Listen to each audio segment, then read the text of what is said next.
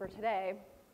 One of the interesting things, if you go back into some of the theory of change, William Bridges is kind of what in my industry we call the godfather of change. He sort of started the whole revolution back in the 80s, and he really connected most of his theory, again, with the theory of grief, right? So if you think about those stages, and you look at these stages, you're like, okay, I can make some connections to them. But one of his big hypotheses, which I certainly believe in, is that people aren't actually resisting the change you're trying to make, right? It's not the actual thing, the nugget, the outsourcing, the new system, the new way of doing process improvement. What they're resisting is the transition. It's that in-between stage. It's that gray thing in the middle, right, where it feels really uncomfortable. I have to exert a lot more energy, right? That's what they're resisting. It's not the it they're resisting, it's the in-between, that transition.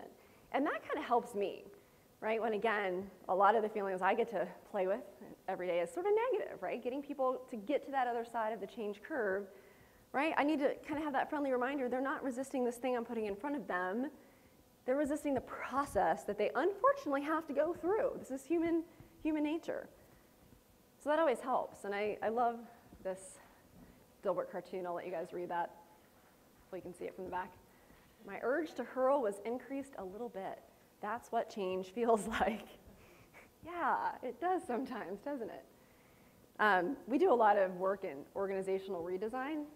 Boy, do emotions come out when you start putting people in different boxes with different titles, reporting to different people. That urge to hurl comes up kind of often in those scenarios. So let's talk about some of the most common reasons or factors for resistance. And of course, it's not the same for everyone, right? Again, if you're in that managerial role, your reasons might look a little bit different versus an employee role. So at the manager level, typically, people resist because they're not aware or they're not really involved in it, right? The further away you are from that change, the more likely you're going to be on the left-hand side, right? Now, again, the ironic thing is folks might say they're committed and they believe in it, but it's uninformed optimism 80 to 90% of the time. They just haven't gone through the cycle yet.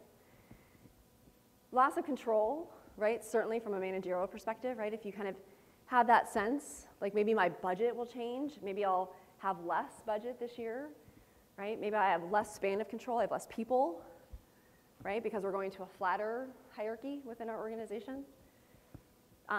You know, when your workload increases, and that's real typical today, right? Do more with less. That's a pretty common scenario. Okay, and when organizations have a history of kind of a negative track record of not being real successful with changes, right? That you're kind of working from a negative place, right? It's hard to get folks to say, this time will be different. From an employee perspective, same thing, lack of awareness, right? But it's a little bit different. What's the impact on my role, right? So again, that in between, what's really going to be different for me? Will I have to do something different? Will I have to behave differently? Will I be rewarded and recognized differently? Right? Will it affect my performance review? Right? Performance reviews are always an important conversation. Again, if the organization doesn't have a real successful track record. And this next one is really important. Lack of visible support or commitment by managers. We talked a little bit yesterday about kind of the middle managers have the power. They really and truly have the power for change, right? In an organization. They are the influencers. They're the folks the employees come to when it gets tough. They come to